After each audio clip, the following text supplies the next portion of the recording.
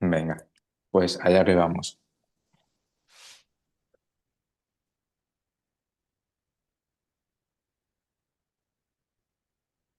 Hombre, Ay, madre. ay, Miguel, ponte el micro, que no se te escucha. Joder, parezco nuevo en Zoom, que me paso el día en Zoom. qué, Hombre, qué, hombre, qué. qué Esteban, sorpresa. ¿por No qué me habían dicho nada Era excepto una que había sorpresa. alguna sorpresa. porque me habían chivado que ibas a volver a hablar sobre lo de siempre, que me habías prometido que nunca más ibas a hablar sobre eso. Y No, cuidado, cuidado. Yo no voy a hablar sobre eso. La gente va a hablar sobre eso. bueno, Yo no voy a repetirme. me alegro mucho de verte, Candullón. Y buena tarde. Hola, buenas tardes. Bueno, Esteban, pues esta era una de las sorpresas. Esa es la... Un invitado estrella que tenemos de la ¿Mm? mano y que ya, mira, aprovecho, Miguel, y te doy las gracias por la compañía y por el apoyo que estamos recibiendo por tu parte, porque es esencial, la verdad. Bueno, y ya sí, pues os doy la bienvenida a todos.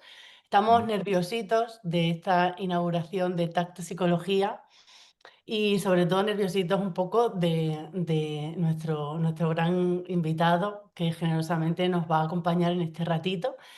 Pero bueno, presentarnos. Yo soy Lucía y junto a mi compañero Zoilo Muiño formamos juntos el proyecto Tacto Psicología, un proyecto que nace de la ilusión de justamente lo que estamos haciendo hoy aquí, que es hacer que los textos y los libros sobre análisis de conducta y conductismo pues nos interpelen, nos afecten, nos remuevan y sobre todo que consiga lo que hacemos aquí hoy, ¿no? Que nos conecten y que nos unan, ¿no? Así que muchísimas gracias a todos por acompañarnos y damos paso, ¿no? A la presentación. Pues muy bien. Como ha dicho mi compañera, yo soy Zoilo, soy la otra mitad de esto. Estamos muy ilusionados, la verdad. Empezar este proyecto que le hemos puesto mucho trabajo, le hemos puesto mucho corazón y tiene mucha intención detrás, ¿no? Y bueno, pues con esa ilusión de empezar, aparte se suma lo que tenemos hoy aquí, que tenemos un invitado súper, súper especial, que es un referente en nuestro campo, en el conductismo, en la ciencia de la conducta. Él es Esteban Freisa. Me imagino que si no todo el mundo que está aquí, pues la mayoría de personas le conocen, ¿verdad? Y nos reunimos hoy aquí un poco, pues teniendo como base ese artículo que tenía ese título tan evocador y tan prometedor de que es conducta. Me imagino que aquí todo el mundo lo habrá leído, o bien recientemente o bien en algún momento de su vida. En nuestra experiencia, en la de Lucía y la mía, fue como un artículo que hace como muchos clics, ¿no? Porque toca como muchos puntos eh, que son importantes, muchos mitos que se ven, que nos enseñan de primera mano en las universidades, que vemos en charlas con compañeros, que vemos en redes sociales. Y bueno, pues en este artículo se intenta un poco aproximarse a ellos con una gracia natural, con unas metáforas, con un lenguaje muy cercano, ¿no? Fijaos, esta actividad nosotros tenemos una intención y un propósito de que sea algo cercano, de que no sea la típica entrevista al uso y que sea más una conversación, ¿vale? Vamos a ir tocando ciertos puntos, ¿sí? ¿De acuerdo? Y luego abriremos un tiempecito para hacer un espacio para preguntar dudas que tengáis, cuestiones, vuestras reflexiones y los comentarios que queráis, ¿vale? Justo iba Así a decir que, esto, no, Zoe, lo que antes se me pasó, deciros porfa que dejemos los micros en silencio y que luego habrá un turno de preguntas abierta. Sí que es cierto que nos gustaría que reflexiones, preguntas, comentarios que queráis hacer, podéis hacerlo en el chat, ¿vale? Para que no se nos pierda ninguna idea que queráis compartir, ¿ok? Estaremos pendientes, ¿vale? muy bien. Bueno, empezamos, Esteban. Ujú. Adelante. Vale. Venga, me lanzo. Vamos a empezar por el principio. No vamos a hablar tanto del artículo, ¿vale? Lo vamos a tomar un poco como puntos de referencia, Mm. pero, pero por empezar un poco a contextualizar. En aquel momento en el que te lanzaste a escribir este artículo o en el que se te ocurrió, ¿cuál fue el motivo? ¿Cuál era la intención detrás de esto? La historia me acuerdo muy bien. Ah, yo me he pasado la vida desde que era estudiante ya peleándome con todos los demás enfoques de la psicología, con psicoanalistas, con cognitivistas esencialmente. Y en Francia el conductismo, como ya lo he dicho mil veces, era algo totalmente desconocido y además rechazado, pero de la manera más rotunda. eh, y la ignorancia sobre el conductismo era supina, inimaginable. Y yo intentando discutir con los compañeros, con los colegas, con tal, y siempre sacando los mismos argumentos. Y llegó un momento que dije, es que estoy harto de repetir siempre lo mismo. Lo voy a escribir y quedará escrito una vez por todas. Y cuando me les diré, toma, léete eso o sea, la intención era puramente pedagógica de, no o sea, de poder decir, mira, aquí te saco el documento número tal, te lo lees, ¿no? Porque yo ya estoy harto de repetirlo. Y fue una cosa, a veces me digo que parece imposible. Lo escribí sentado en una de esas sillas que te llevas cuando vas a la playa, esas sillas pequeñitas. Estaba en un camping con mi esposa, mi hijo, que se bañaba en el lago. Yo tenía que vigilarlo porque aún era pequeño. Estaba ahí sentado, me aburría mucho. Y dije, mira, ahora es el momento para coger papel. Y el artículo fue escrito así, como quien dice, de un tirón al lado de un lago, vigilando a mi hijo que no se ahogase.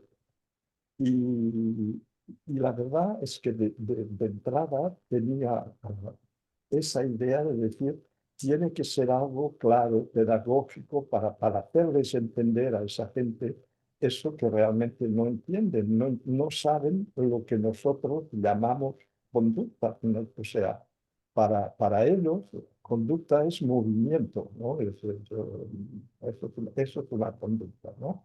Pero todo lo demás, los pensamientos, las condiciones, no entran en el campo de conducta. Por lo tanto, cuando yo les hablaba de ciencia de la conducta, pues ellos lo veían como una cosa reducidísima, prácticamente sin ninguna importancia. La conducta no, es muy pobre, no, como máximo la podemos utilizar como indicador, como output de lo que está, lo de siempre, ¿no? Y esa fue mi intención. Y no tenía una intención de dirigirse a gente que ya sabe eso, porque la gente que lo sabe mucho mejor. Yo no entré en ciertos detalles, me lo han reprochado mucho los que saben, ¿no? Yo no hablé de clases, de conducta, o sea, yo no me dirigía a epistemólogos del conductismo, no me dirigía a las grandes figuras para las cuales ese artículo es malo, es un artículo que tiene muchos defectos, le faltan muchas. Uh, no, mi intención era que el estudiante, el colega, el vecino, si, si empezábamos a hablar de eso, yo les pudiese decir, mira, léete eso y luego discutir. Ese era. Una intención pedagógica que hemos disfrutado todos, Esteban, porque honestamente te reconozco que incluso dentro de la práctica clínica yo he utilizado el artículo para que pacientes se lo lean y entiendan cosas, ¿no? Entonces, justamente la intención está cumplida, ¿no?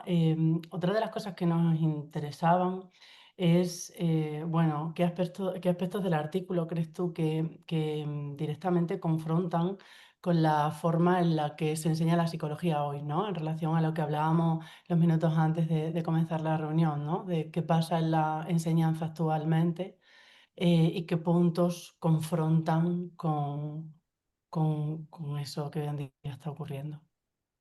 ¿Puedes precisar exactamente lo que quieres Claro, decirme? ¿por qué crees tú, Estebas, que este artículo hoy por hoy, después de 20 años, Ah, en las universidades o gente que sale de la universidad, no. incluso en profesionales hoy en día, está generando tantísimo impacto, ¿no? ¿Qué puntos del artículo crees tú que siguen confrontando con lo que nos enseñan actualmente? Ah, si tuviese que volver a escribir ese artículo, lo escribiría igual. Es decir, yo no lo modificaría, quizás pondría una nota diciendo eso no se dirige a los que saben, ¿no? Pero aparte de eso, yo creo que toca los aspectos que más contradicen lo que las universidades nos enseñan. Es decir, nos enseñan una psicología ecléctica, en la que bajo la apariencia de tolerancia, de no ser dogmáticos, de que nadie puede tener la verdad en tal, se hace una formación en la que el alumno cuando sale tiene como las piezas, las diferentes piezas de un puzzle, pero no le han dado el marco, el cuadro, allí donde, cómo colocarlas. Y entonces se hace un melímelo, yo creo que permite situar las cosas y decir, vamos a ver, la conducta, la interacción, o sea, los puntos clave que nos permiten de decir, ahora entiendo, ahora veo, eh, ahora comprendo. A mí me parece que es eso. Quizás haya equivocado, pero yo lo veo. Fíjate, esto es interesante. Realmente nos podríamos llevar toda la hora hablando de este tema, ¿no? Porque cómo se hacen los planes de estudios en las universidades. Sé que tú has estado en Francia, donde estaba predominando el psicoanálisis, ¿no? Pero fíjate, aquí en España, pues desde hace ya bastantes años y sigue, en las universidades el modelo imperante es el cognitivo-conductual. Em, y Que tal es como se hace el... mejor, perdona, que es mejor que el del psicoanálisis. Hombre, claro, un poquito mejor. Un poquito mejor sí que es. Pero claro, se quedan como muchos puntos sin resolver y se quedan muchos puntos sin tocar precisamente porque me hace pensar, y es una conversación que venimos teniendo desde hace muchísimo tiempo y es una conversación que seguirá, ¿no? ¿De dónde ponemos la causa de la conducta? ¿Verdad? Y creo que ahora, o por lo menos en los últimos años, eso es un tema que con los avances en la investigación en neurociencia y en neuropsicología, parece que se está dando como mucho papel protagonista al cerebro, ¿no? Como causante de la conducta. Y parece que esa lucha parece que no termina de cuajar, ¿cierto?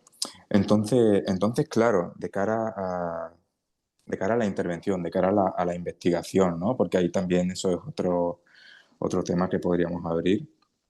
Me gustaría traer un poco a colación, porque es importante el hecho de que en las universidades se enseñe a los alumnos la epistemología del modelo, ¿no? Cuál es la base, qué es lo que hay detrás.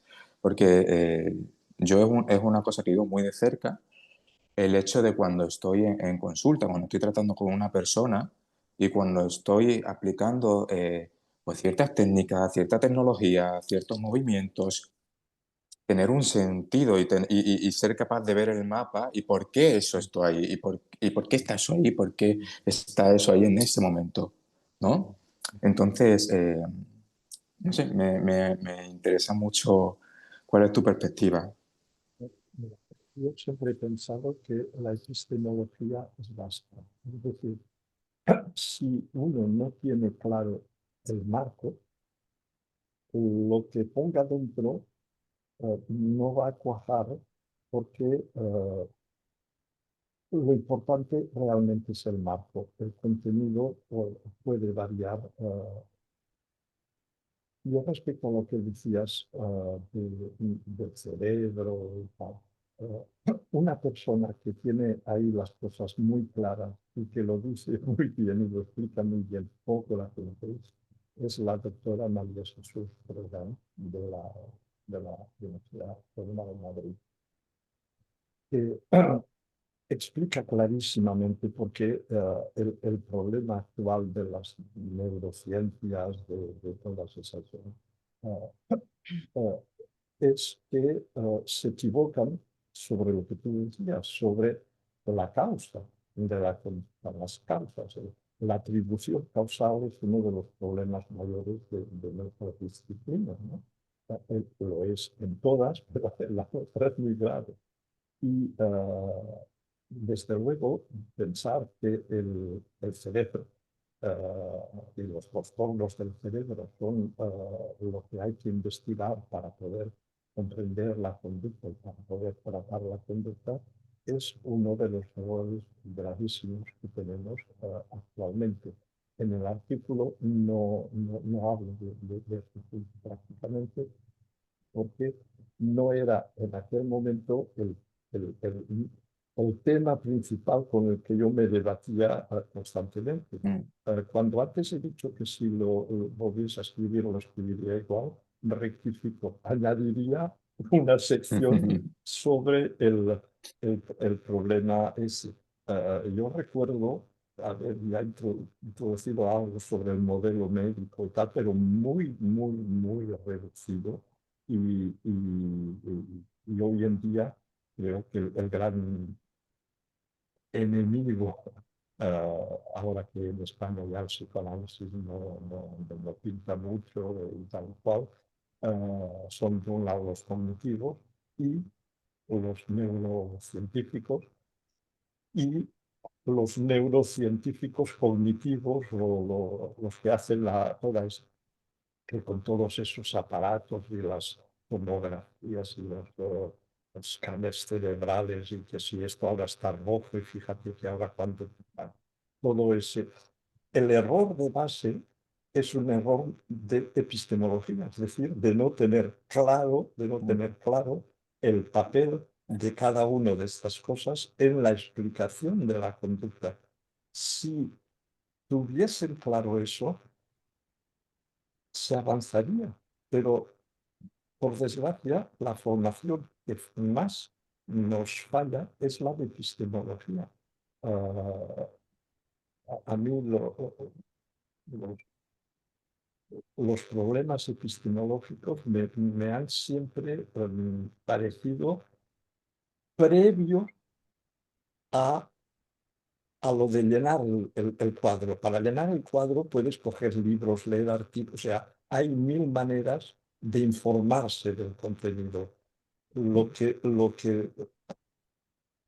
no hay mil maneras es lo de saber cómo colocarlo, cómo organizarlo, cómo entenderlo. Eso es la epistemología. Yo siempre en todos los papeles oficiales ponía yo profesor de psicología experimental. En general, psicología experimental, pero ponía siempre análisis experimental de la conducta y epistemología, porque es que me parece básico. Fundamental. Qué interesante, Esteban.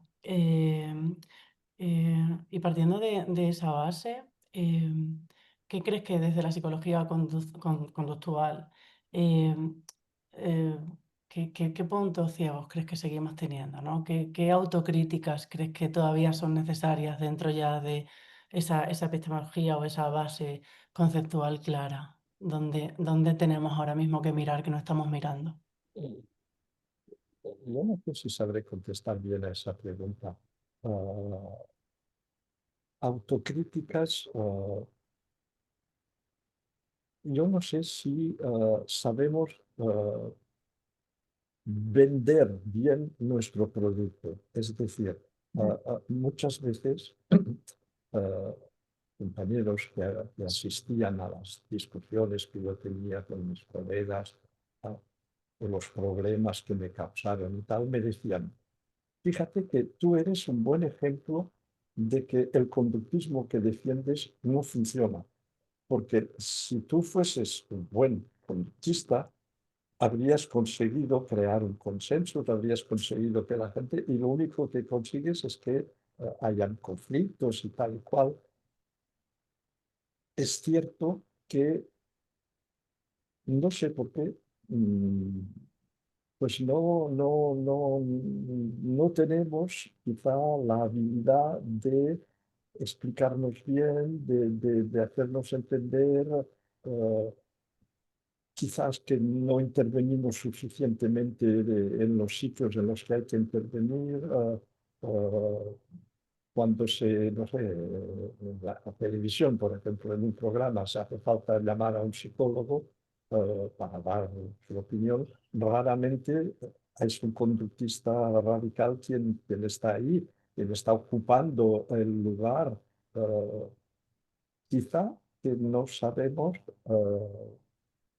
presentar bien nuestro punto de vista y es realmente lástima porque tiene repercusiones importantísimas para la vida de mucha gente de todos los días en mil aspectos diferentes, porque el día que uno entiende que el conductismo no es únicamente una serie de técnicas para arreglar problemas psicológicos, sino que es una visión del mundo, del ser humano, como decía bien, el 90 y pico por ciento de los problemas que tiene la humanidad son problemas de conducta humana. Las guerras son conductas, el hambre, la pobreza, es problema de conducta, la salud es problema de conducta. Eh, eh, Delante de eso, nosotros creo que tenemos el marco conceptual correcto, tenemos el buen análisis y nadie nos escucha o no somos capaces. O sea, yo recuerdo siempre el libro de Rubén Ardila, Walden 3, en el que explica claramente lo que debería ser una sociedad, un país entero, en el cual los ministros son los grandes asesores de ciencias de la conducta y que explican cómo hay que organizar la economía, la comunicación, la salud, el ocio, o sea, deberían llamarnos al socorro, es decir, oigan, ustedes que saben realmente cómo funciona el mundo, ayúdennos, díganos lo que tenemos que hacer, ¿no? O sea, y a la hora de eso nada, pasamos como una secta un poco rara. O sea, eso es lo que me parece que deberíamos saber y no sé cómo. Me has recordado un poco esto a otro artículo tuyo, el de, creo que el título no era exactamente así, pero era este, el de conocerse a sí mismo desde la perspectiva Ah, conductista, sí, ¿vale? claro. En el que pones un ejemplo en el que a lo largo de la historia ha habido avances de la ciencia y como ese imperio que había de explicaciones mitológicas, de explicaciones ficticias y tal, como que se va recogiendo hasta que llega el Torreón y tenemos que asaltar el Torreón, ¿no? Eh, Exactamente. Fíjate que de lo que estabas diciendo se pueden sacar muchos puntos, ¿no? Pero por hilarlo un poquito con lo que estábamos hablando, creo que nos topamos mucho con, sí, tenemos el marco conceptual, tenemos la investigación, tenemos la evidencia que hemos conseguido recaudar en este tiempo, pero nos chocamos con una tradición cultural e histórica tan tremendamente reforzada que a nivel social está tan establecida, tan cristalizada y a nivel individual choca tanto con la coherencia de cada uno, ¿no? Que creo que por eso es difícil entrar ahí, es difícil que se nos escuche, es difícil que incluso se considere tener otro tipo de visión acerca de las cosas, ¿no? Porque una de las críticas que se le ha hecho siempre al conductismo ha sido de que le quita al ser humano lo que le hace humano. Eh, y claro, se me viene ahora a la mente, pues no sé si estás un poco al tanto del tema redes sociales, cómo se está moviendo el contenido en psicología por ahí y tal, pero se está cayendo mucho en uno de los puntos del artículo, que es el abusar de la reificación. Sí, sí. Mm. No sé si La- estás un poquito al tanto de no, cómo está no, Internet ahora. no estoy al tanto porque a pesar de que las apariencias me contradicen, porque últimamente me han solicitado como vosotros para diferentes cosas, yo había decidido al jubilarme, a cortar por lo sano y dedicarme a vivir tranquilo. Y por lo Ujú. tanto dejé de leer psicología, como ya he dicho mil veces, me sacaron del formol y me han vuelto a poner ahí un poco eh, de moda. Esas son las cosas que ocurren con las redes y todas esas cosas que no existían en mi época. Y tiene aspectos muy positivos. La capacidad de divulgación y de difusión y de comunicación es algo maravilloso cuando es para bien, evidentemente, pero también tiene sus convenientes, puede crear factores de moda y las modas, como su nombre indica, suben, bajan y o sea. Pero yo no había pensado seguir activo, por lo tanto estoy desconectado de muchísimas cosas.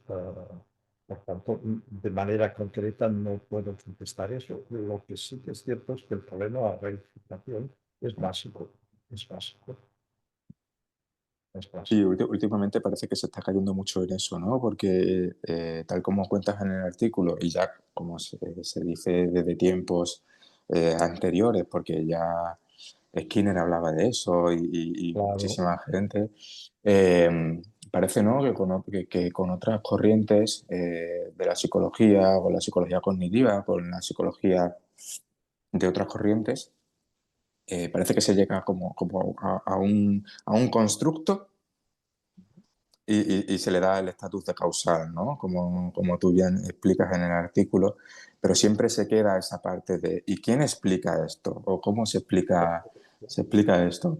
Y ahora sí, están sí. apareciendo como muchas técnicas, el tema de la MDR, el tema de Eh, todas estas sí, sí. cositas.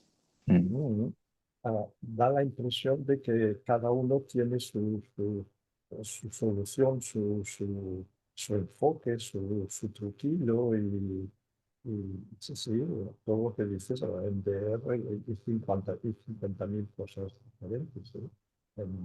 En los años 70, 80, una de las terapias en moda era el grito primal. No sé si eso suena a algo, ¿no? No sé, se trataba de poner a alguien debajo del colchón y que gritase todo lo que pudiese, que eso era terapéuticamente liberador, ¿no? ¿Qué le ujú, vamos a hacer?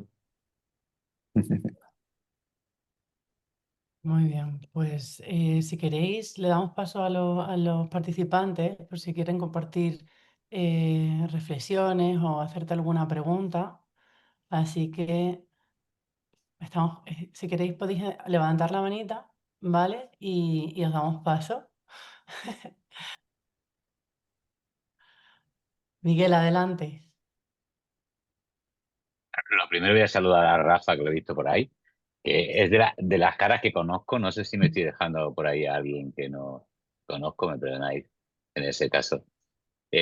Más que una pregunta, yo me gustaría dos cositas sobre lo que habéis estado comentando, ¿no? Una, os invito a buscar en el grupo ART en Argentina el último artículo de Fabián Maero, amigo común, que hace un maravilloso repaso de por qué el aprendizaje de la psicología va desde -30, no desde cero, cuando se entra a las universidades, ¿no? Porque hay una psicología folk o pop que las universidades recogen y empiezan a liarse con la autoestima y con todas estas historias. Lo segundo, una carrera universitaria en psicología debería empezar obligatoriamente.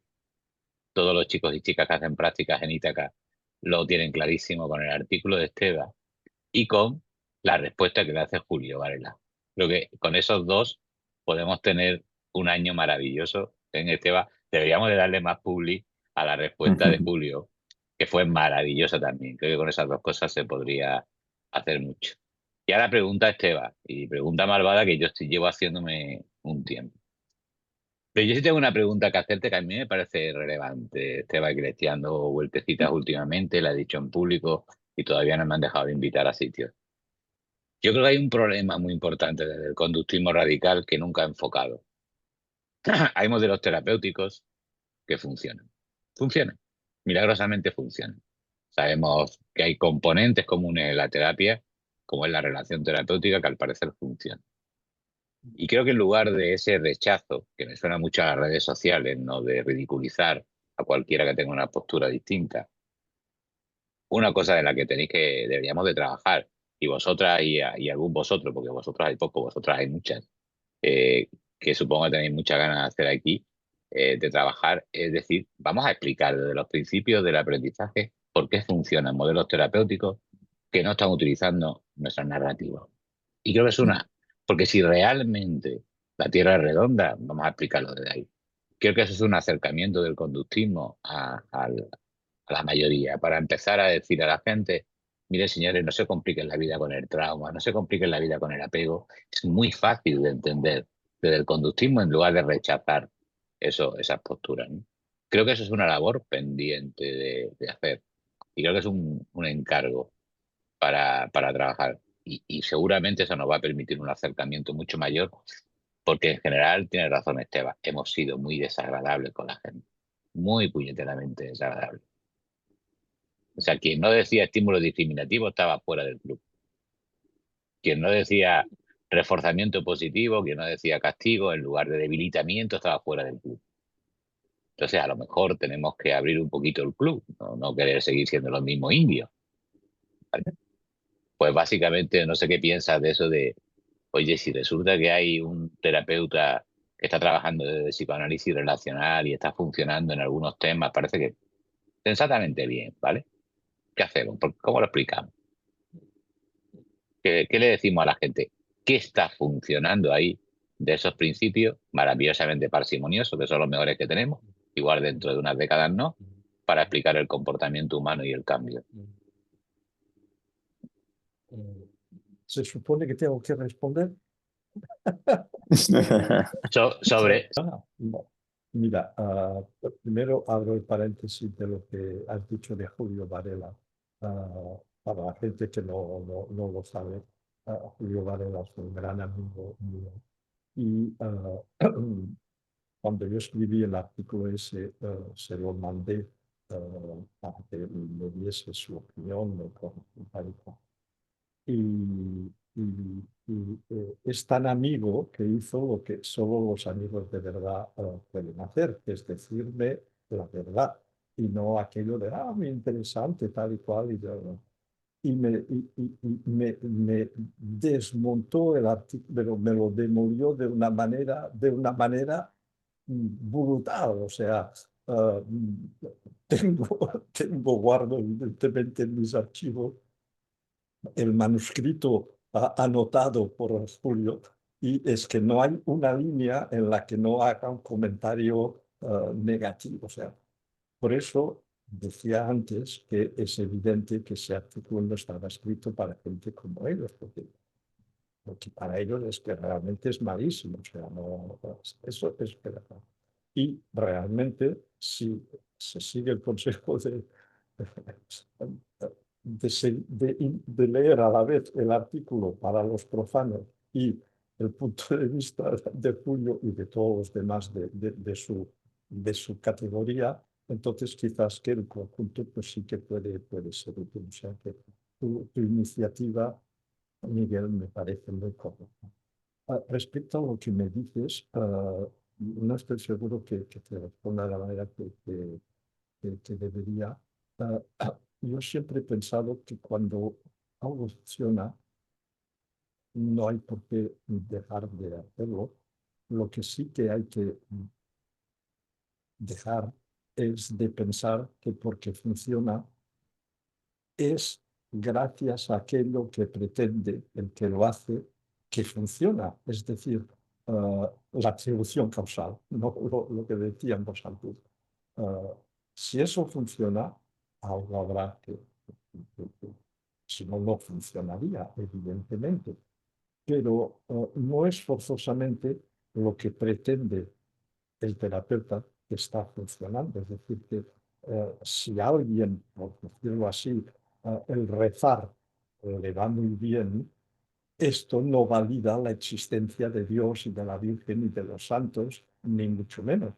Pero si le va bien, pues bueno, que rece, ¿no? Esta es mi posición sobre el principio. Yo ya ni tengo las capacidades ni las edades para entrar ahora a hacer ese trabajo. Que la gente más joven y más preparada y con más conocimiento lo haga, me parece muy bien. Y repito, creo que María Jesús es una de las personas que más puede decirnos sobre el tema.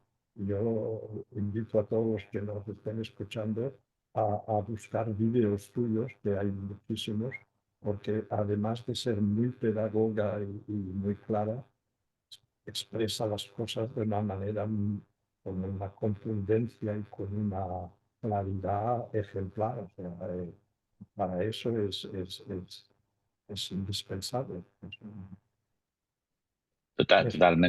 Totalmente de acuerdo contigo, Esteban. Yo creo que toca ese trabajo de explicar por qué funciona lo que funciona, que no es por lo que dice que funciona. Exacto. Sí, sí, sí, un aviso. No lo van a poner tan fácil como en la MDR, ¿vale? Quiero decir, va a ser un poco más complicado de que explicar algunos modelos que la MDR. Muy bien. Yo también veo ese camino, ¿no? Que has plantado, Miguel, y creo que por donde deberíamos seguir, ¿no? Y ya que has mencionado a Esteba, a María Jesús, a mí me gusta mucho una cosa que dice ella, que es que los principios de aprendizaje están presentes en terapia, los quiera el terapeuta o no los quiera, o los vea o no los vea, ¿no? Y, y entonces, pues creo que el camino es un poquito ese, porque evidentemente cuando tú haces reestructuración cognitiva, cuando tú estás haciendo asociación libre, cuando tú estás haciendo un montón de cosas, de técnicas de otros modelos, ahí hay principios de aprendizaje implicados y sería muy interesante ver análisis funcionales de ciertas técnicas aplicadas, ¿no? Y ver un poquito, pasar de ese paso de algo es la explicación a esto tiene que ser explicado, ¿no? Y, y bueno, pues le vamos a dar paso a Rafa, que también había levantado la mano. Sí. Nada, lo primero, agradecer mucho a Zoilo y Lucía por este espacio, que tiene muchísimo mérito y además creía que iba a haber mucha menos gente de la que hay, así que enhorabuena. Y a Steve, por supuesto, por ceder este rato de su tiempo a que podamos aprender de él y podamos hacerle preguntas. Pero yo más que una pregunta, tenía como una reflexión para saber qué opina Steve y me ha venido perfecto lo que ha dicho Miguel antes, porque yo precisamente sí que vengo a reivindicar que los conductistas nos hemos equivocado, no hemos utilizado siempre los términos correctos, ¿no? Y simplemente de conductismo radical ya me parece fatal la idea de llamarlo radical, la verdad. Y más actualmente, por ejemplo, el término de castigo, Miguel ha dicho que no hay que criminalizar a nadie por cambiarlo por debilitamiento, pero es que yo precisamente defiendo que se cambie por debilitamiento, así como el estímulo punisher, cambiarlo por estímulo debilitador. Y no pasa absolutamente nada. O sea, de hecho me parece un término más científico que castigo a lo que hace referencia y le quitamos todas esas connotaciones negativas. Así que creo que hay mucho trabajo por delante en ese sentido y también contar una anécdota con lo del término de conductismo radical. Tomás Carrasco, nuestro profesor de la Universidad de Granada, nos contó que él ha leído notas de Skinner en las que se le preguntaba a Skinner por qué le puso ese nombre y él realmente no sabía explicar por qué. Que de hecho que el nombre se acuñó luego, se quedó ahí y simplemente luego no se cambió, ¿no? Pero con esto quiero también pues, hacer a todos reflexionar sobre esto, ¿no? Sobre revisar siempre, no solo las definiciones de las cosas, sino también el nombre que le ponemos, todos esos condicionamientos o esas palabras a las que están asociadas que pueden inducir y ser valiente y no tener miedo a si hay que cambiar el nombre de conductismo radical, cambiarlo, o el de castigo, cambiarlo. Y yo, de hecho, es lo que intento hacer yo ya en textos que escribo. Yo es que directamente pongo debilitamiento. Si luego alguien pregunta a qué me refiero, pues ya se lo explico y le doy argumentos de por qué prefiero llamarlo así, ¿no? Pero bueno, básicamente era eso y no sé si Steve, bueno, ¿Cómo? que ¿Quién has dicho? tú, claro. ¿Cómo me has llamado? Rafa, como lo llames Steve, te estás ganando un enemigo. No sé cómo Acabas de hacer, Rafa, una defensa maravillosa de lo importante que es nombrar las cosas correctamente y te has atrevido a anglicizar mi nombre y a llamarme como gringo. Por favor, ¿Cómo sería? yo no me llamo Steve, ni mucho menos. Me puedes llamar como quieras, Esteban, Esteve, lo que quieras, pero no Steve. Vale. Oye, Pues nada, era eso. Pues me gustaría sí responderte, porque lo que dices me parece no solo importante, sino que entra en relación con anécdotas personales. Yo cuando explicaba a mis alumnos el conductismo y les hablaba de esfuerzo, tal, le insistía mucho en la diferencia que había entre el término refuerzo y el término recompensa, siendo que, y lo argumentaba y creo que mi argumentación les convencía de que bueno, muy bien. Y cuando había hecho todo eso, se llegaba al castigo y les decía, fíjense ustedes lo mal que me siento yo ahora frente a ustedes, después de haberles explicado la diferencia que hay entre refuerzo y recompensa, y ahora les estoy hablando de castigo, que es el equivalente, pero al contrario, de recompensa, cuando debería estar utilizando el contrario, pero equivalente de refuerzo. Y eso normalmente se debería llamar debilitador. Yo lo decía. Lo que ocurre es que esa palabra no ha cuajado, estoy hablando en los años en los que yo enseñaba, y que yo no soy nadie para lanzarla, porque no soy una personalidad de tal, y no creo que... Y entonces, pero es malísimo, ¿eh? Había encontrado una trampa y cambiaba el nombre de castigo por el de, en francés, por el término un poco de punición. Había un juego de palabras que hacía que la palabra castigo se desdoblaba y entonces les decía, castigo 1 es equivale a lo contrario, recompensa, y esa otra neologismo, el castigo 2, sería el apropiado, pero no me atrevía a proponer debilitamiento porque no tenía en aquel momento ningún. Me parece fabuloso si se consigue que se utilice ese término, porque el término castigo es muy malo, no por sus valores morales, sino porque es incorrecto.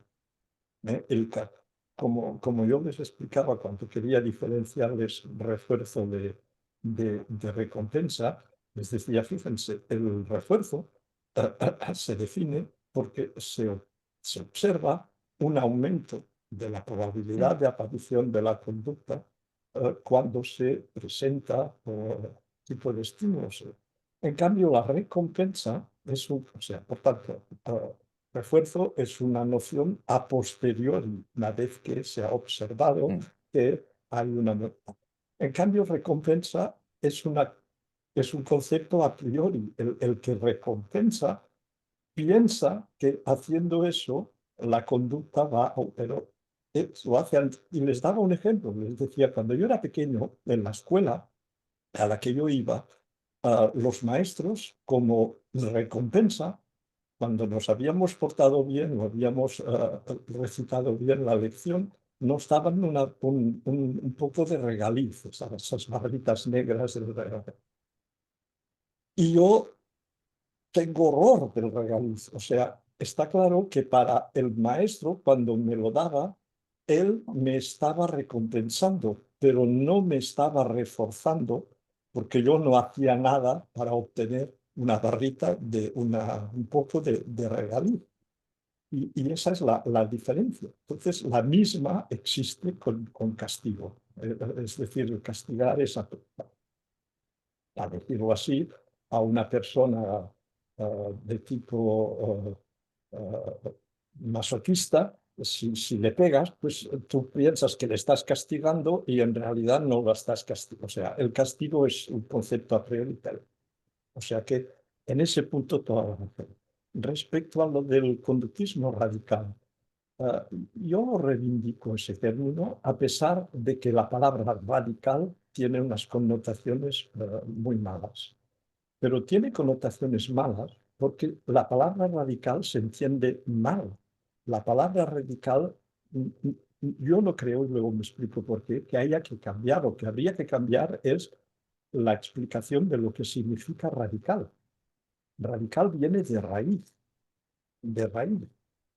Es todo lo contrario, es todo lo contrario de extremista. O sea, el extremismo son, si tomamos la metáfora del árbol, son las ramas. Esto es lo que está en el extremo. La raíz es la base, es la esencia, es el principio.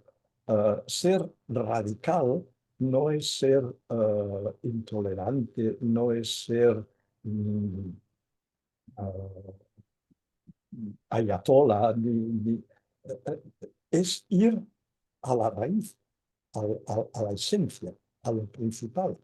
Y yo creo, evidentemente no soy Skinner, pero yo creo que si utilizó ese término fue realmente en oposición al conductismo metodológico. Es decir, dejar claro que todo aquello que el conductismo metodológico excluía era el mundo interno. Para un conductista radical estaba incluido porque todas estas cosas forman parte del mismo mecanismo y que radical quiere decir que no excluye ese tipo de cosas, que no es parcial, que es global, que engloba el conjunto. Realmente, y eso lo hablé una vez no sé si es con Miguel o con un compañero sudamericano.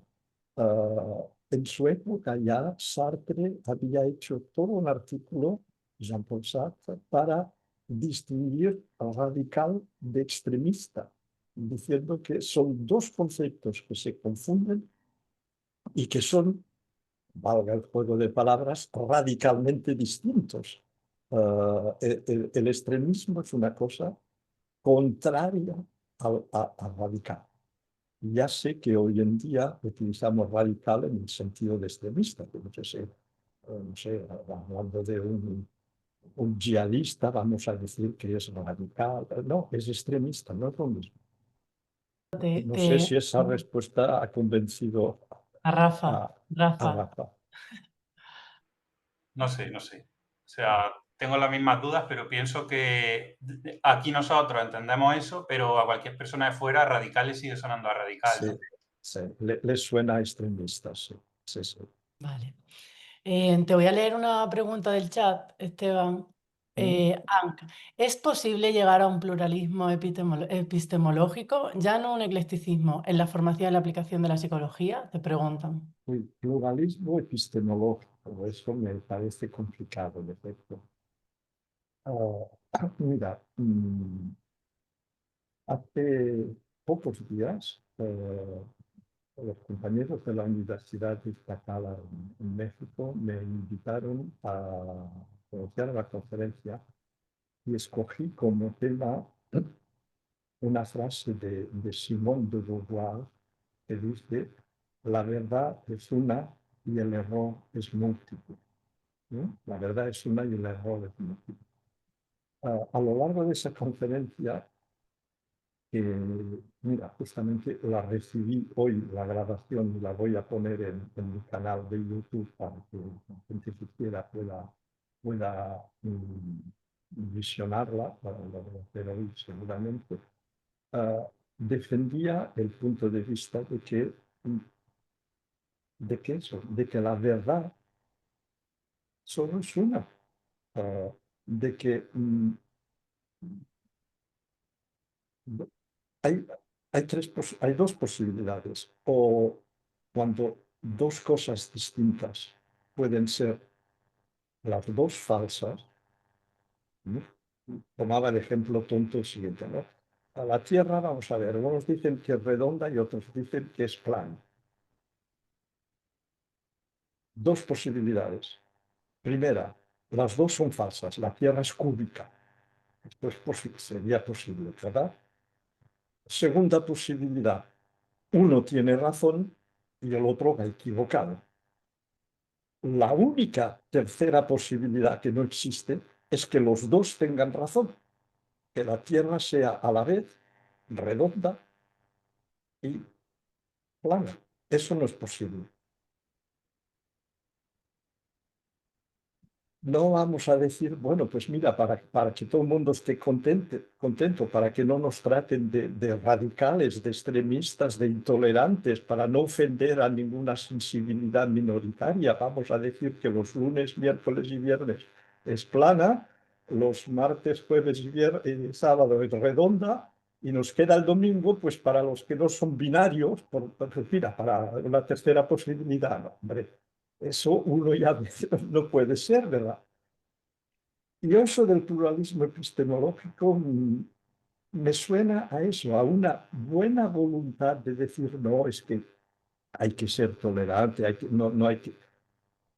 Pero es que no es así. Si a uno le preguntan, como lo decía en la conferencia, perdón por repetir, pues, ¿cuál es la capital de Francia? Y uno dice Buenos Aires, pues bueno, es un error. Y si dice Pekín también es, o sea, solo París es la buena y todas las miles otras respuestas que se pueden hacer son todas falsas. Eso no es ser ni intolerante ni pretencioso, eso es acercarse o intentar acercarse a la verdad. Sí que es verdad, ¿no? Eso que dices y bueno, creo que dentro de los muchos errores que hemos podido cometer a lo largo de la historia y que seguimos cometiendo en el presente, porque el tema de los conductistas, encerrarnos en un rincón y ponernos a hablar de nuestras cosas sin acercarnos a los demás y comentar todo Y esto. pelearnos entre nosotros, que de eso Bueno, y sabemos pelearnos mucho. entre nosotros, eso está claro también, ¿no? Eh, sí que creo que hay algo que nos une y que tenemos en la mayoría, por lo menos, la dirección de ¿y esto qué es? ¿No? ¿Y esto por qué? ¿Y esto cómo funciona? Y esto, tal, con ese marco que hay detrás que hablábamos antes, del pragmatismo, de qué es lo que nos es útil y para qué lo podemos utilizar y cómo podemos explicarlo, ¿no? Pues Teba y a los demás asistentes, yo no sé vosotros, pero yo me podía llevar aquí todo el día y toda la semana hablando y podríamos no terminar. Qui- Sí, Quizás Patricia y Fernando, que no han dicho nada, quieren decir alguna cosa, ¿no? Es Digo que, yo. porque los ves ahí, ¿no, Esteban? Sí, Es que, los veo Hay, que hay, hay, claro, 40, hay 40 personas, Esteban, que te has ya, pero puesto. veo a esas dos pues, y pienso que quizás... Yo tengo la manita levantada que no sé si me vais a dejar. sí, no dale. sé. venga, ¿Me vais a dejar? di Vale, venga. Miguel. Pues mirar, hoy vengo, quería hacer regalos, ¿vale? Quería haceros unos regalos y a todos los que estáis por aquí. Lo primero que os quiero regalar, que el trabajo se lo ha pegado Esteban, no yo, así que es un regalo pues de aquel tipo, es la conferencia de la que está hablando, que me apetece que la tengáis con alguna corrección, porque sale mañana en un proyecto de una revista digital, que mañana tenemos el primer, a ver si me acuerdo de cómo se escribe. En esa paginita encontraréis ese artículo del que estaba hablando Esteba, que es todo un regalazo. Lo Perdón, el segundo, artículo no es un artículo, es la conferencia, ¿no? la conferencia La con, conferencia. con, con alguna Escrita, modificación, o sea, eh, eh, el eh, texto de la conferencia. pero con alguna modificación, porque a Esteba ya le tuve que decir, ya lo hemos publicado, no me manden más modificaciones, porque Sí, es perfeccionista. sí, Lo porque segundo, que te va a tocar regalo, espérate, te va a tocar regalo y te va a gustar, creo. Lo segundo, a vosotros, Lucía y Zoilo, pedirme este librito, unos pocos, que os lo mande para lo sorteáis con la gente que ha estado. Este no, porque tiene una dedicatoria maravillosa de Esteba, pero me gustaría enviaros unos pocos donde recogemos todos los artículos de Esteba y cómo puede ser uno conductista radical hoy en día. Rafa, tú no, porque pones radical, tío. Te has quedado sin libro, o te lo tacho. Y luego quiero hacer un regalito a Esteba. Va a hacer un poco más. Vamos a ponerlo un poco tierno. Mira, hace muy poquitos meses, creo que por 14 de enero, moría Rubén Ardila, ¿vale? Y muy poquitos días antes de su muerte pasó una cosa que a alguna persona se la he contado, pero que quería, si me dejáis compartir pantalla, me gustaría enseñarosla, Esteban. Esto va para ti, ¿eh? Muy poquitos días antes nos llegaba este pedido, el 2 de enero del año 2025. Es el último libro que sabemos que pidió Rubén desde Colombia. Vale, es más barato mandar, como veis, a Colombia un tanque o otra cosa que un libro. Pero ahí tenéis a Rubén Ardila, tenéis los datos, pues tampoco creemos que sea un problema ya a esta altura. Pero que sepas que fue este el libro que pidió muy poquitos días antes de fallecer y que le enviamos, le devolvimos el dinero y se lo enviamos gratuitamente, lógicamente, a Rubén. Eh, Creo sí, que eso es un regalo que es un regalo para me ti porque llega al te corazón. conozco porque eres un catalán tierno y te mandaré después el pedido de Rubén, que seguro que te hace ilusión guardarlo en Sí, esa sí, sí, sí, porque cartera que tienes. sí, realmente es así. La revista que dirigía Rubén, la revista latinoamericana de psicología, fue la revista en la que publiqué mi primer artículo cuando tenía 24 o 25 años, algo así. Y desde entonces hemos tenido siempre una relación muy amical. Ya coincidí con él en alguna ocasión, en algún evento, y realmente su desaparición, su muerte me afectó. Y lo que me acabas de decir, realmente, como dicen los franceses, ça me touche beaucoup, no sé traducirlo, Te toca la patata. o sea, no sé cuál es la expresión en castellano para Te decir que toca, te toca la patata porque eres un sensiblero. Pero de todas maneras, una cosa, lo que al resto de la gente que está aquí, el regalo es que este libro lo busca y lo pide Rubén con 84 años. 84 tacos. Y quiero seguir leyendo y quiero seguir aprendiendo. Eso me parece una pasada.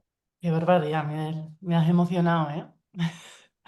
Qué bonito. Bueno, Pues os dije que iba a tener alguna cosita para vosotros porque me parece un proyecto precioso y me parece el sitio más agradable para poder presentarlo y decírselo a este tipejo que no se acerca a la cámara porque tiene los ojos más bonitos que hay aquí, o aviso, como se acerca a la cámara, todos y todas enamorados de esos ojazos verdes de Esteban. no son verdes. Todo me lo tienes que discutir. Steve, te llamas Steve, tienes los ojos verdes y eres de Washington, no eres de Barcelona.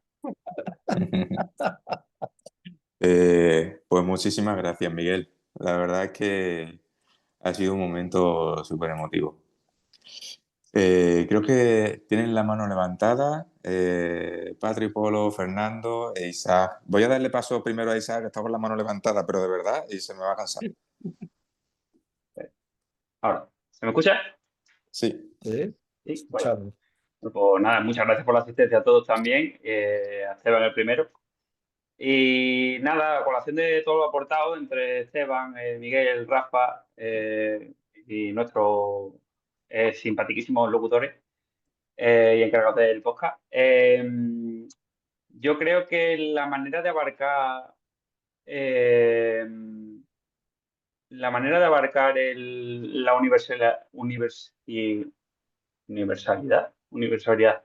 del lenguaje conductual sería más que intentar convencer a la gente que tiene otra manera de ver el mundo o de expresarlo y tal, sería como hacer de traductor. O sea, necesitamos, creo, una especie de diccionario en el que cuando nosotros desde nuestra perspectiva conductista queremos explicar algo, si queremos explicárselo a alguien que tenga una postura más cognitiva o más cerca del psicoanálisis o cognitivo-conductual,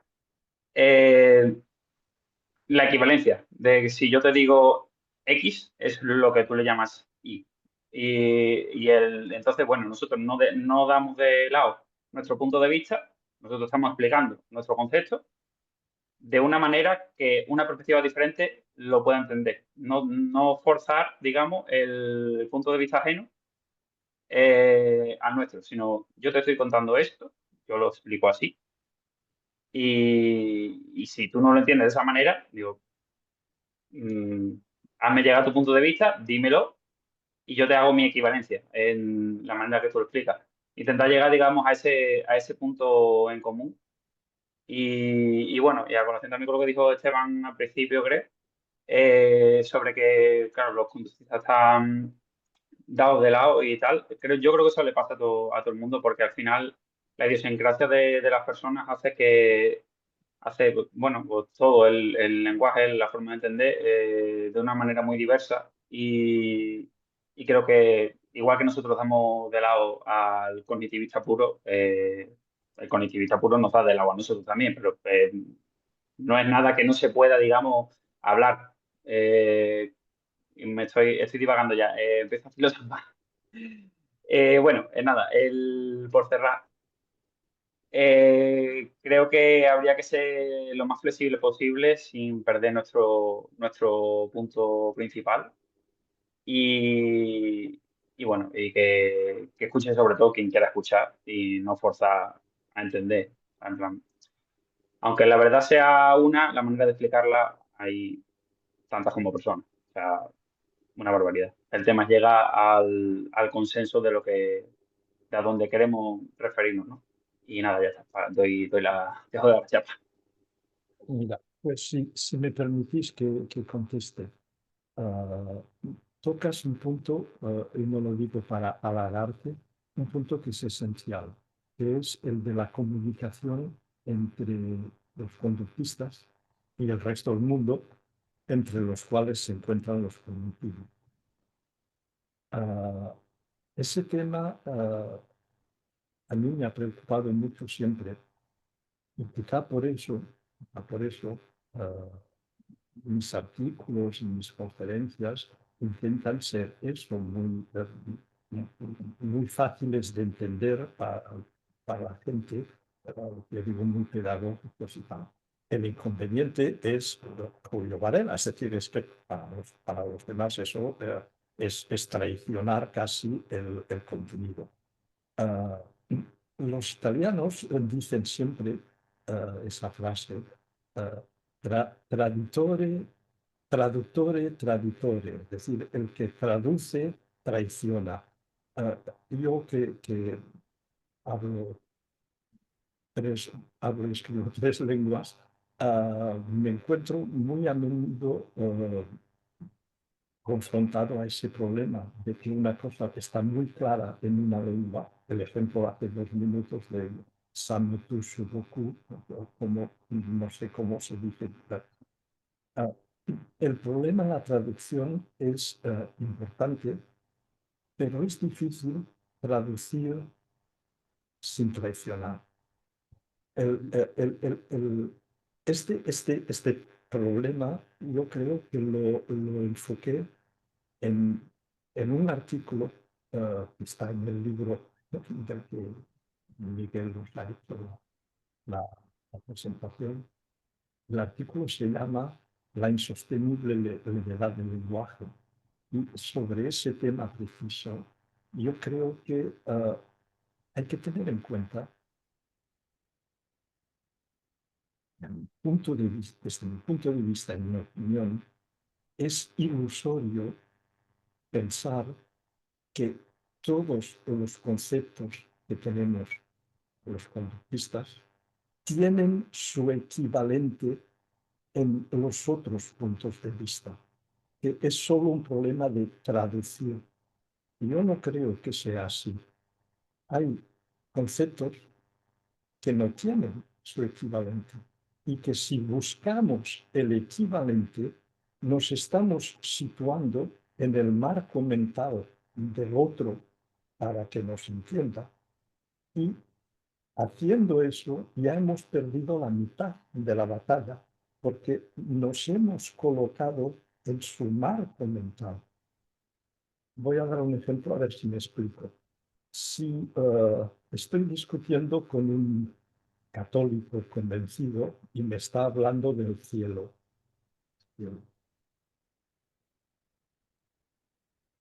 yo no puedo, o sea, el concepto de cielo no tiene equivalente en el conductismo. Por lo tanto, no hay una traducción. Yo no puedo hablar de algo que él entienda como el cielo, porque eso sería que yo acepto la existencia del cielo. Claro, yo lo único que podría decirle, lógicamente, es ¿de qué me habla usted? ¿Qué es eso? Como si me hubiese dicho chapatupapá. No me evoca nada. Evidentemente no puedo hacerlo. ¿Por qué? Porque yo he nacido y me he criado en una cultura en la que ese concepto existe. Por lo tanto, es muy peligroso aceptar el marco mental del contradictor e intentar encontrar sus equivalentes en nuestra concepción, como lo contrario. Yo creo que este no es el camino. Y en el artículo ese, que realmente, si eso te preocupa, te lo recomiendo, explico que el problema está en que el conductista es bilingüe, es decir, habla conductismo y habla cognitivismo, porque fue criado en un mundo cognitivo y luego accedió a otra lengua, a otra conceptualización, y posee las dos. Pero el cognitivo es monolingüe, solo conoce la suya. Por lo tanto, sí, no conoce la nuestra en absoluto. Depende. Si puede hacerlo. Otra cosa es que no lo comparta o que el punto o que sea más afín al punto de vista cognitivo. Si realmente conociese en profundidad el punto de vista conductista, lo adoptaría. No hay duda. No se adopta porque se explica mal, porque se comprende mal, por 50.000 cosas. Pero el cognitivo puede tener conceptos, palabras, vocablos del conductismo, pero no tiene el marco conceptual del conductismo. No lo tiene. Y entonces es es un dilema que no tiene solución, porque o tú te pones a su altura, que en ese caso no es una altura, perdón, es una bajura, o sea, tú bajas a su nivel para que te entienda, y repito, ya te ha ganado la mitad de la batalla, porque o bien no te va a entender, te va a decir que dices tontadas, que lo que tú dices no se aguanta, que yo no le veo demasiada otra solución que la de formar a las nuevas generaciones correctamente con el buen marco conceptual. O sea, casi que habría que esperar un relevo de generación. Es decir, que los viejos dinosaurios se vayan muriendo y que los nuevos que suben hayan sido formados correctamente. Ya sé que eso puede sonar horrible, ¿no? Pero espero que entendáis lo que quiero decir. Sí, te entiendo, sí, sí. Creo que el ¿Me ejemplo repite? más... Uy, perdona que te corte, Isaac. Sí, sí. Sí, creo que el ejemplo más tangible, ¿no? Ha sido un poco la expresión que has dicho antes en francés, que es como no sé traducirla a esto, ¿no? Y creo que todos conocemos aquí ejemplos de otros lenguajes, expresiones, de sensaciones que se tienen en esa cultura y no se pueden traducir a esta, ¿no? Fijaos lo que os decía antes. Eh, Nos podíamos llevar aquí porque esto es un debate que abre muchísimas ramas y que podríamos enrollarnos aquí, ¿no? Entonces, si no te importa, Isaac y Esteba, vamos a pasar a a las siguientes personas, ¿vale? Y vamos a ir dándole el toquecito final a esta sesión. No os preocupéis que va a haber más conversación, va a haber más debate y vamos a tratar todos estos puntos. Así que siendo un poquito breves, Fernando. ¿Se me escucha? Sí. Vale. Un placer estar aquí y siendo muy breve, a raíz de lo que estaban diciendo también Esteban e Isa, lo siento, oírlo,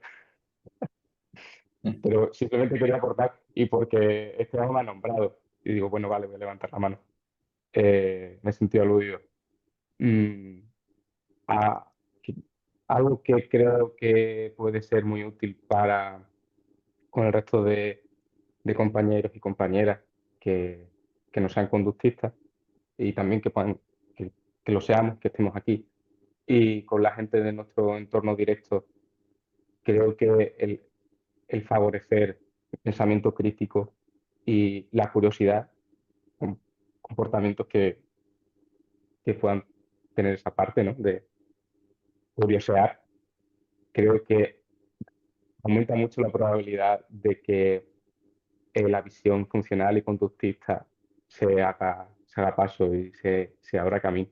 Y creo que en mi etapa en bachillerato, con el profesor de filosofía que tuve y luego con otras personas que han ido entrando en mi vida y que han ido sembrando ahí semillas de pensamiento crítico, de curiosidad, han hecho que esté aquí ahora.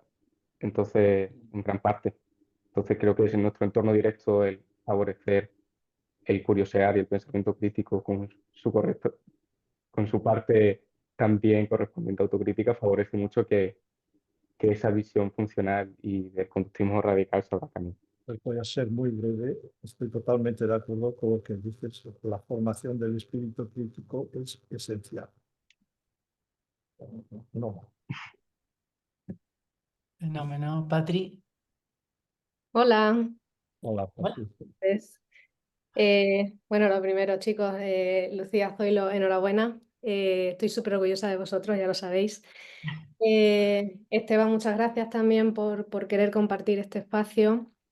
Personalmente, a mí su artículo me parece el texto más bonito que he leído jamás en psicología, así que Por muchas Dios. gracias por la aportación. Y yo quería hacer una pregunta, si me lo permite, un poco más personal, y ya aprovecho que me parece que voy a cerrar yo un poco como el turno de preguntas, entonces me voy un poco de todos los tecnicismos, ¿no? Que me está pareciendo súper interesante, pero también me parece muy interesante preguntarle si ahora mismo usted pudiera eh, hablar con el Esteban más jovencito, ¿no? Que en su momento escribió este artículo, viendo un poco la repercusión que tuvo y que sigue teniendo tantos años después, me gustaría saber qué le diría usted a ese Esteban del pasado y si hay algo que le agradecería o si hay algo que, bueno, pues le gustaría que se preparase, ¿no? Un poco para lo que viene. No sé si entendí bien, pero voy a intentar sin demasiada esquizofrenia de doblarme en el Esteban de antes y en el Esteban de ahora. Yo quizás le diría al joven ese que estaba ahí escribiendo al lado del lago que no se hiciese demasiadas ilusiones porque es muy raro que un escrito cambie algo.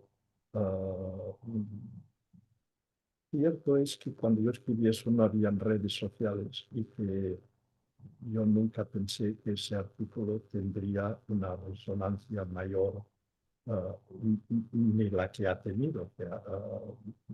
Descubrí muy tardivamente que había gente que me conocía gracias a ese artículo, que ese artículo circulaba por las redes, que yo todo eso ni lo sabía ni lo podía imaginar. Repito que mi intención era tener algo escrito para cuando me salían con lo de siempre no tener que repetirme y decirles. Es bastante poco frecuente que un escrito cambie algo de manera importante. Yo creo que alguien dijo que la única obra de teatro ese, digamos, un poco comprometido, que ha cambiado algo, es La muerte de un viajante, que consiguió que se modificara el régimen de seguro de los representantes de comercio. Una sola obra de teatro en toda la historia que ha tenido una repercusión, digamos, concreta en la sociedad.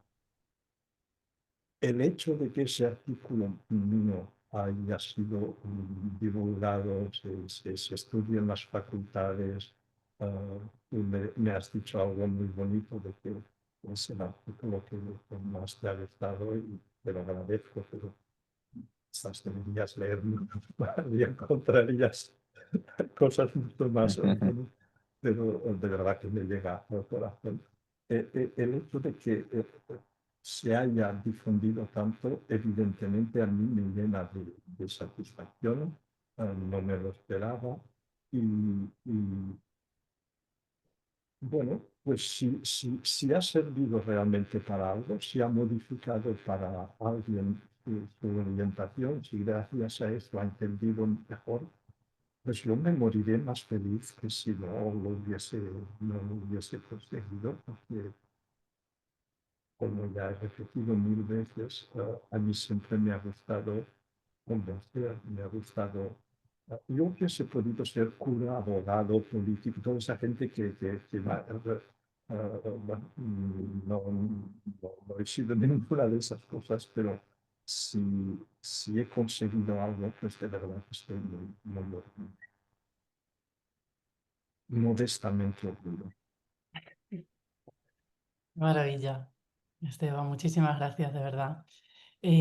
Antes de finalizar, sí que, bueno, teniendo en cuenta de que, bueno, es la inauguración de este proyecto, ¿no? Que son nuestros primeros pasitos, pues ya que te tenemos aquí, te queríamos pedir algún consejo, algo que nos recomiende para estos primeros pasos de un proyecto que, bueno, pues nace con mucha ilusión, pero también pues con dudas, ¿no? Con incertidumbre, con miedos. Yo no creo que, como decía antes en privado, habéis tenido una muy buena idea de crear ese tipo de formato, como este clásico de la entrevista o de la conferencia. Y creo que no existía o yo no lo conocía. Y si continuáis así, yo creo, sin tener ninguna bola de cristal, creo que conseguiréis vuestro objetivo y que puede ser realmente un formato muy interesante para gente que quiera discutir alrededor del texto, de continuar. Muy bien. Muchísimas gracias, Esteban. También, antes de despedirnos, queríamos dar las gracias a Antonio, a Rafa y a Ainhoa del equipo de Conductín que han hecho esto posible, que nos han puesto en contacto y que bueno, la verdad que nos han abierto las puertas nos han dado la mano y nos están acompañando de una forma espectacular. Entonces, no sé, no los veo muy bien, no los veo porque me aparecen solamente 4 personitas aquí, pero ahí no, ahí te veo, por ejemplo.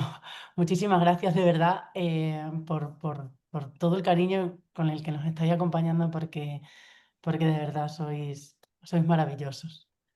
Ya Y lo también sé. gracias a todos los que... Ay, ¿habla ahora, Ainhoa? Es que no la veo bien. Sí, sí, se me escucha. Sí, se te escucha, Ainhoa. Que a ustedes, que ya lo sabéis, que para nosotros también es un formato muy especial, porque es algo que trasladamos de manera presencial a la Universidad de Granada. Entonces, que haya tanta gente que hoy esté escuchando a Esteba y escuchando todo, yo creo que para mí es algo muy especial, de verdad. Muchas gracias a ustedes por la idea. Muchas Gracias a gracias ti. a vosotros. Y a los demás también muchísimas gracias por acompañarnos hoy. No sé si Zoilo quieres decir algo más. Pues sí, la verdad es que antes me ha sabido un poco mal cortar, pero precisamente este es el miedo que tengo con estas cosas, porque como nos podemos poner a hablar y hablar y hablar y parece que no podríamos terminar el debate, ¿no?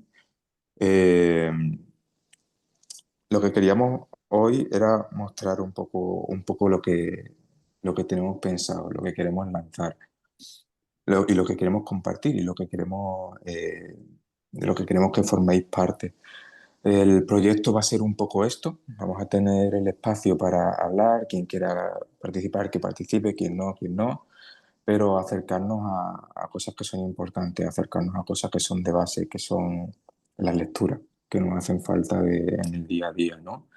Y, y principalmente es eso. A mí me ha encantado compartir el espacio con vosotros. Os doy las gracias a todos los que habéis venido, los que habéis hecho un huequito.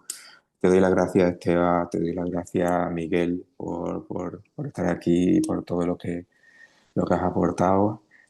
Como ha dicho Lucía también, gracias a Ainhoa, a Rafa y a Antonio por acercarnos un poco todas nuestras ambiciones.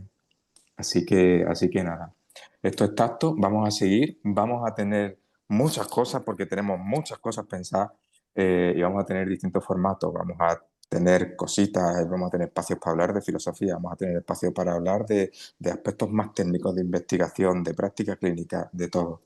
Entonces, nada, muchísimas gracias. Yo soy el primero que está agradecido por esto y para mí ya merece la pena. Fenómeno, pues nada, gracias a todos, en especial a ti, Esteban. Esta es tu casa, cualquier cosa y seguiremos tirando también de ti si nos quieres acompañar en otro ratito. De Así que acuerdo. Pues, bueno, mucho éxito y espero que realmente vuestro trabajo traiga los frutos que se merece. fenómeno. Pues Muy muchísimas bien, gracias a todos, chicos. Chao. nos veremos. Un beso. Chao. Un beso. Chao, te vas. Chao, chicos. Hasta Chao, Miguel. luego. Chao, Muchas chao. gracias por todo, Miguel. A ti.